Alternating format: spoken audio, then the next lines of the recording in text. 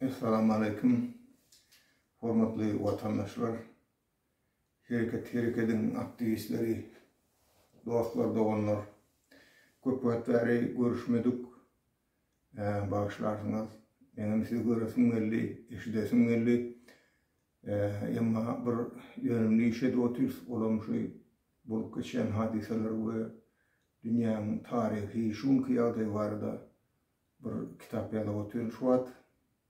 Şu kitap yazmaklık, şu dünyanın hadiselerinin içine demek de Türkmen hareketi şu dünyadaki bulup geçen hadiselerin içine demektir. Ama biz hem zaten havarlıyız, dünyanın haysiyerine neyme bulup bu zatlardan biz havarlıyız. Şu havardarlık bilen ve inniki dünyada döremeli täze guruluşun şoň bir bölegi Türkmenistan'a bolup geçmesi barada biz ala dediýäs.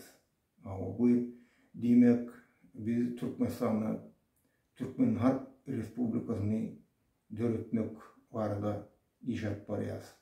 Bizim hemme edýän alyp barýan goramaçylykly işlerimiz we aktivistleriň alyp barýan ýoly şu Türkmenistan'ı täzeden gurmak ve Halk Respublikasyny ılan etmek ve diktaturany Türkmenistan'ın süpürüp ýok edip zıngmak barada pikir.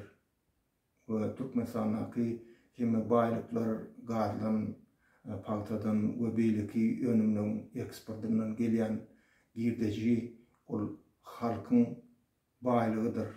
Ve Türkmenistan'ın inniki nesiller üçin ösmegine oýulmaly baýlyklardyr. Ol diňe bir aşawatda jaý urup, onun puluny ýarkysyny jüwe urup, daşary ýurtlardaky banklarda pul goýup, bir topar uly siýasatçylaryň öňüne ýaramsaklyk edip, öz kürsesini saklajak bolýan Berdimuhammedowyň maşgalasynyň alyp barýan siýasaty Türkmen halkynyň geljegine ýören ýerbet ziýan getirýär. Hem şu wagtlar Türkmenistan'a işsizlik, Türkmenistan'daki açlık, yetmeçilik, adamları Türkmenistan'dan çıkıp, kaçıp başka yurtlarda işlep, kazanç edip maşgalasyny eklemeni mecbur edýär. Bu bolsa köp maşgalaların bozulmagyny getirýär. Maşgala bozulmagy, maşgala bir kiçilik gosdarstwo bolýar, hökümet bolýar, hökümeten maşgala ýaly bolýar.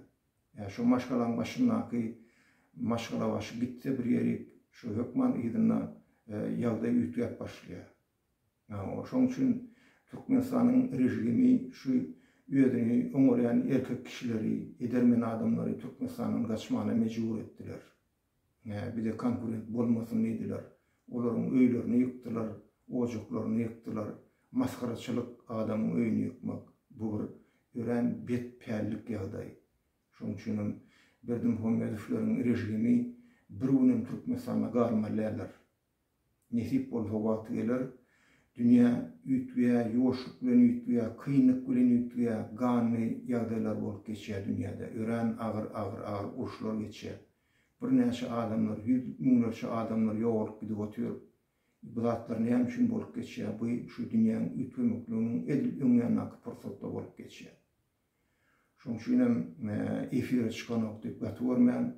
Biz hemişe sizin aladan edýäs we şu ýazylýan kitabym belki kimse ýene ýarsa ýazýandyr, emma şu Türkmenistanyň we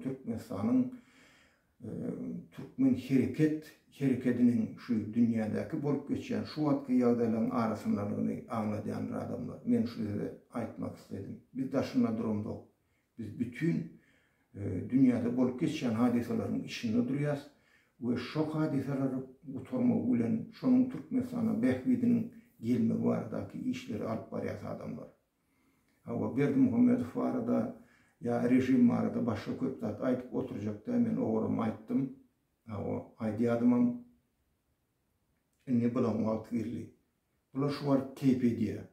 Dünýäniň siýasatçylary ünsüni uşu tarap çekendiň bular arkaýynçylyk bilen Türkmenistany talap oturýarlar. Tala versin. Olun hasaby, nerede o pullar ýatyr, hemme adyňam hasaby bar. Ol diňe bir aşakda da hasaby. O yukarıda da hasaba olatlar. Günü gelir, biz onun üstüne açar. Edilen oğurlukla, cinayetla, siyaset tutuğlu nirak gitti. Olatlan hemmesi üstü açılır. Kim neyem üçün vasırlı, günahlı mi, günahsız mi, günahsız vasıran adamların hemmesi rehabilitasyon edip atlanır adamlar. Kimin öğü yıkılan olsa sebepli mi, sebepsiz mi, hemmesini anıtlar. Onun hemmesinin şonuna yitiren maddi pula serişteleri iyine kayıp bir eder. Şol verdim koymadım onun pulundan.